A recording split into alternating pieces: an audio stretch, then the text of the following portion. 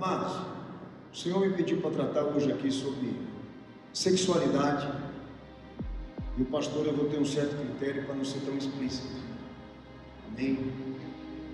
Esse tema é um tema que nós, na verdade, precisamos saber a sua origem, a sua real natureza, porque isso está sendo utilizado dentro da igreja, tá?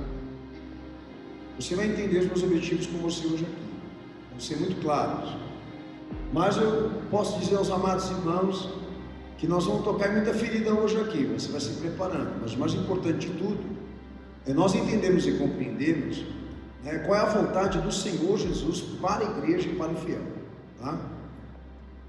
Dentro dessa questão, ou desse objetivo de sabermos origem e natureza da sexualidade, expressão que é usada pela filosofia, né? Eu também vou falar sobre a questão de reprodução, o sexo como manutenção de vínculos sociais e também visão comercial, o que tem,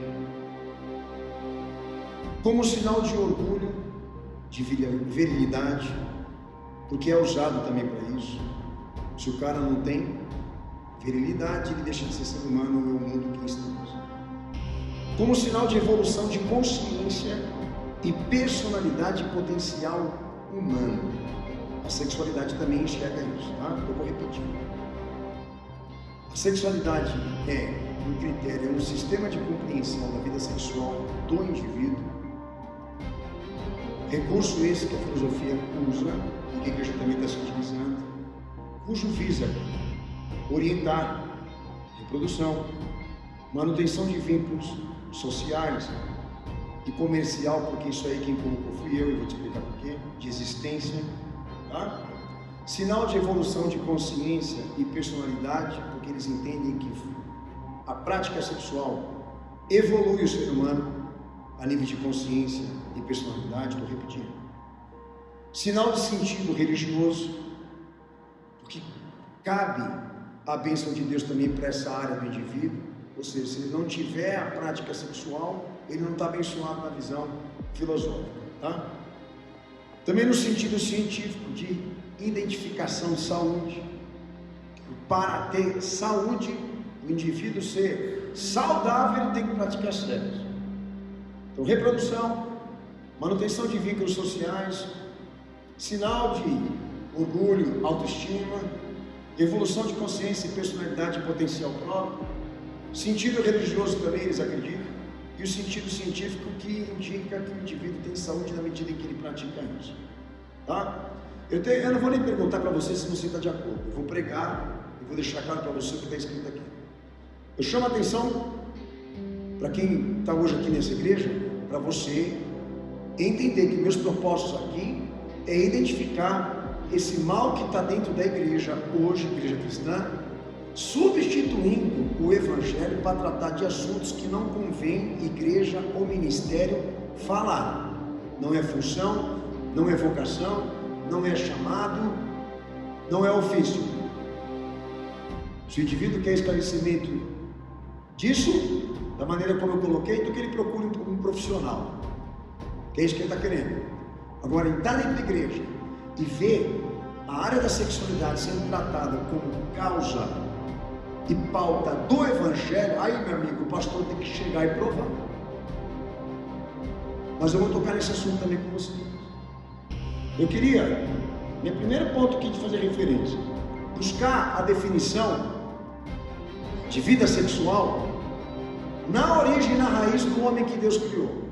Eu vou pedir para os irmãos abrir o texto de Gênesis 1, versículo 27 ao versículo 28, e obviamente nós temos que ir lá atrás agora, na fábrica, onde Deus criou o homem, para perguntarmos ao Criador como as coisas foram feitas, porque o que a gente tem hoje aí é uma transformação e uma deturpação da origem, da natureza, né, do princípio natural do que Deus criou, tá? Então é muito importante a gente consultar as normas disso. E lembrem sempre, o que eu estou falando aqui é com vista teológica. Eu não estou em condição de professor, nem em condição de palestrante, nem em condição de psicólogo, tá? Não sou profissional. Está sendo tratado à luz da palavra de Deus e o objetivo é edificar a igreja. Amém ou não? Amém. Então faça o possível para você suportar. Gênesis 1, versículo 27 ao 28, lê o texto para o pastor, vai lá.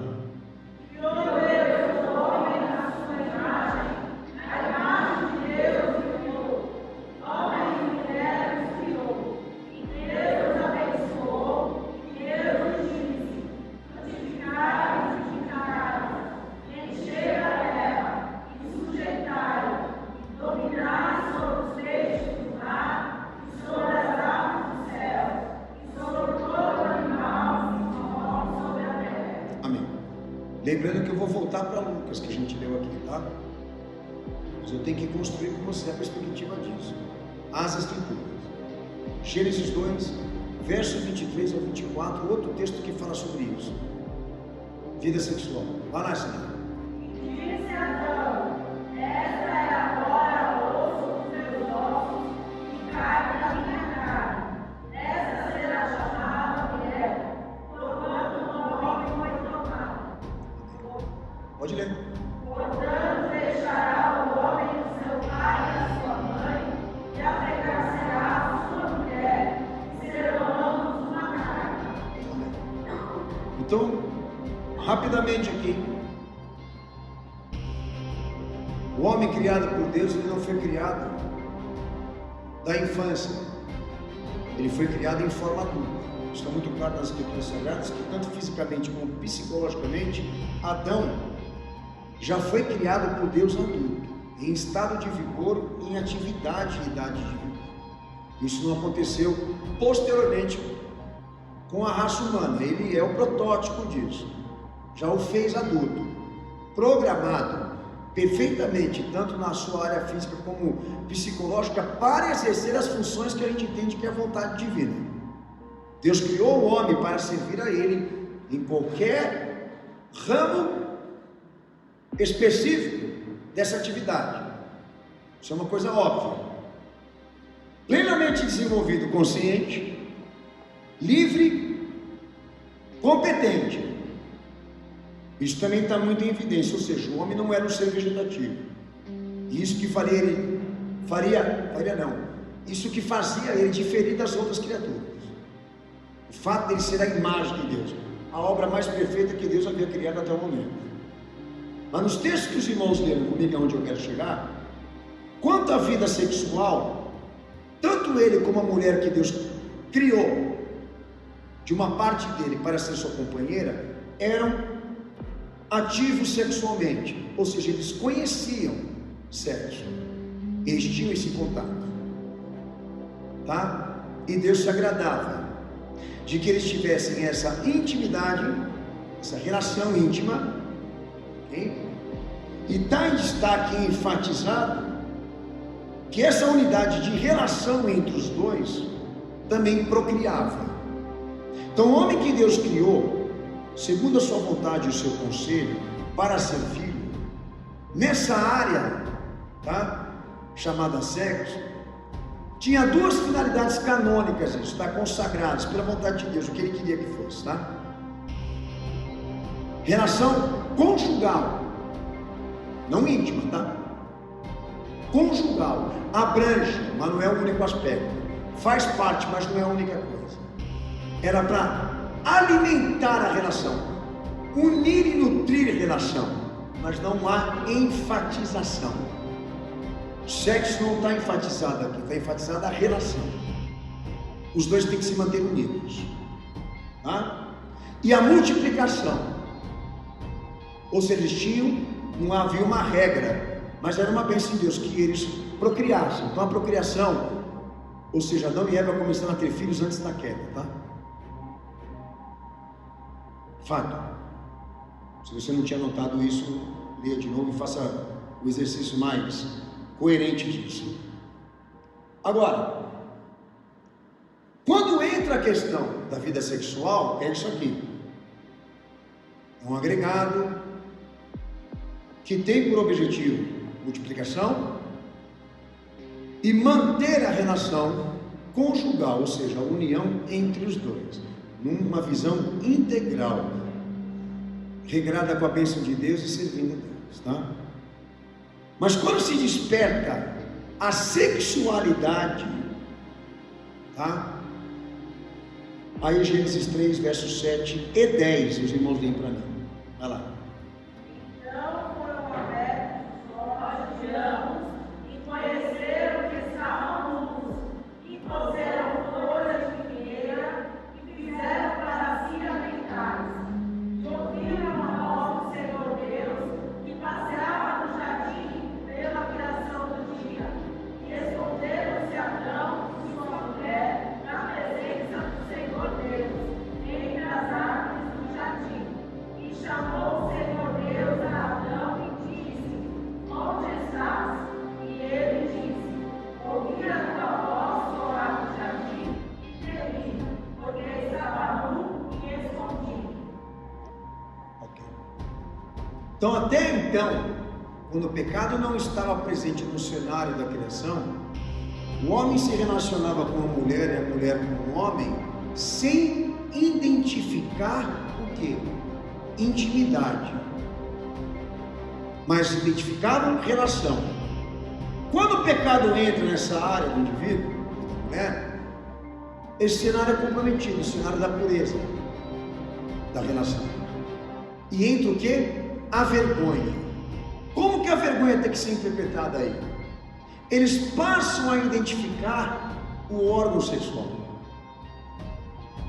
E a partir do momento que o pecado entra ali, a vergonha que eles sentiram, a nudez que a Bíblia está querendo dizer para você, tinha uma ênfase. Aí passa a gerar sexualidade, ou seja, o homem passa a interpretar aquilo que está na mulher e vice-versa, como a identificação, a natureza real do sexo. Porque até então ela era vista como uma companheira, agora ela é vista como mulher. Até então ela era vista como companheiro, agora ele é visto como um homem. Ou seja, todos aqueles valores que Deus havia introduzido no homem são transferidos para esta região íntima. Então a sexualidade, ela é um produto da queda. Quando os valores passam a abranger esse aspecto, né, de órgão sexual, isso já é o cenário comprometido. Vida sexual é uma coisa, sexualidade é isso aqui, deriva da vergonha, deriva da queda, ou seja, a enfatização da intimidade do ato sexual e o conceito de alguém conhecer ou reconhecer como esposa ou como companheiro sexual, o produto íntimo. E esse agregado passar a ter um peso de valor, como é hoje na sociedade que nós estamos, de uma maneira mais crônica, né? Porque até então tudo era feito de maneira natural. Agora nós nos compenetramos e nos focamos a entender e compreender só essa parte do homem. E o que difere ela de mim é isso que está no meio das pernas aí. Isso é um produto da queda, senhores. Não era assim. Passou a ser porque a vergonha entrou. Eu, para os seus amados irmãos, que demorou muito tempo para o pastor entender essa parte aqui, porque quando a Bíblia dizia que a vergonha entrou no homem, porque ele se sentia moço, eu tinha aquele entendimento de que era uma questão de se sentirem despidos, tanto que foram lá se cumprir. Mas até tem umas alegorias, umas imagens que os homens produzem até o dia de hoje, que mostram que eles só cobriram as partes, eles não se cobriram inteiramente. Por quê? Porque era exatamente onde havia a restrição da parte de Deus de que o homem chegasse, de construir essa perspectiva de que aquilo ali é que difere o homem da mulher e vice-versa, que aquilo ali tem alguma coisa de extrema importância. Quando deixa de ser natural e passa a ser íntimo, quando deixa de ser natural e passa a se transformar em um conceito de reconhecimento, de discriminação, ou seja, sexualidade, de contato íntimo, aí já tem uma marca pecaminosa nisso. Irmãos, isso é teologia. Isso é Bíblia. E na medida do possível que o pecado entrou no homem, aí veio a necessidade de Deus dar mandamentos e leis para dar uma orientação sexual, de como usar essa parte aí. Eu vou falar alguns textos aqui, de Gênesis 4, verso 1, 17, 25, Gênesis 34, 7, Números 31, verso 17 e 18, Deuteronômio 22, versículo 22, Levíticos 20, do verso 10 ao 27, que aí traz restrições de que o homem não se deitasse com a irmã, de que a mulher não se deitasse com o irmão, nem com o animal, e está ali até muito em Levítico, ali, crimes sexuais, e certas penalidades até de morte, para certas práticas libidinosas e imorais que Deus restringiu o homem. Então houve a necessidade de Deus se posicionar perante a raça humana que já estava comprometida de dar orientações de como ele queria, ou era a vontade dele, de que o homem usasse isso aí. Porque se perdeu. O homem se focou tanto em explorar uma coisa tão pequena do seu corpo, né, que perdeu-se o controle disso. Então qualquer coisa que ele identificava como órgão sexual, ele usava, não importava se fosse animal, né? Não importava o que fosse, ele ia querer saber que gosto que tinha aquilo ali, que prazer que ia trazer para ele, e etc. Tanto que isso se identifica como imoralidade. Então essa é a diferença que a Bíblia nos dá: vida sexual de sexualidade, vida sexual meio natural, sexualidade intimidade, sexualidade referência. Isso já está a marca do pecado aí, que é a preocupação bíblica comigo e com você. Não de que essa parte não tenha importância, mas que essa parte em mim e em você não seja um altar de adoração e de exploração, porque é comum, é normal, faz parte, mas não pode ser a referência. Tornou-se, mas não pode. Se a discriminação do que você é, da tua existência, do que você pode, do teu legado, do teu valor, eu entendo assim: quando a vida sexual passa a ser sexualidade, o indivíduo transfere todos os seus valores para aquela parte ali, e aquilo passa a ter uma extrema importância para ele. E a sociedade que nós vemos hoje aqui, ela prega isso. Não importa se ele é inteligente, não importa se ele é capacitado, se ele tem potencial, se ele tem formação, se ele tem educação, se ele tem princípios, se ele tem valores, contanto que se a parte de cima não funcionar, de baixo funciona, está tudo certo. E aí eu vou entrar no mérito de algumas coisas que podem soar para você meio grosso, mas é o que nós estamos lutando. É contra isso, senhores, que nós estamos lutando hoje dentro da igreja. Querer trazer na pauta como evangelho um tema que retrata e prega a queda, ou seja, o regresso. Se nós queremos fazer evoluir o evangelho na nossa vida, temos que seguir o evangelho que Cristo pregou. Então hoje a igreja já está lucrando e ganhando horrores, até público, tá? Porque se foca exatamente em querer valorizar, enfatizar a vida sexual das pessoas como se fosse a vida, a sexualidade como se fosse a existência desse indivíduo, ou seja, o que ele precisa para existir. Mas não foi para isso que Deus construiu vida sexual. Eu falei para vocês, tem duas vertentes ali antes do pecado entrar: vida conjugal e reprodução. Tem prazer no meio de tudo? Lógico que tem prazer. Sensibilização? Lógico que tem. Sensibilidade, vamos dizer, né? Libido? Lógico que tem. Mas não era um altar, não era um culto, não era uma religião, não era uma referência, não era uma identificação. Passou a ser quando o pecado entrou. Está claro para vocês até aqui? O despertar da sexualidade, da relação sexual, a descoberta da intimidade, do conceito, do conhecimento, do reconhecimento do órgão, né? É produto da queda, é produto do pecado.